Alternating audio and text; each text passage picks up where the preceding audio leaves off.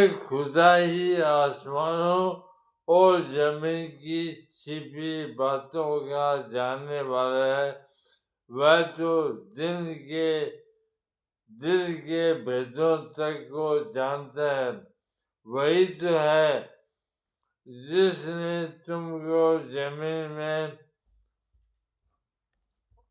پہلوں کا جانشین بنایا، تو جس نے کفر کیا اس کے کفر کا نقصان اسی کو ہے، اور کافروں کے حق میں ان کے کفر سے پروردگار کے یہاں ناخوشی ہی بڑھتی ہے،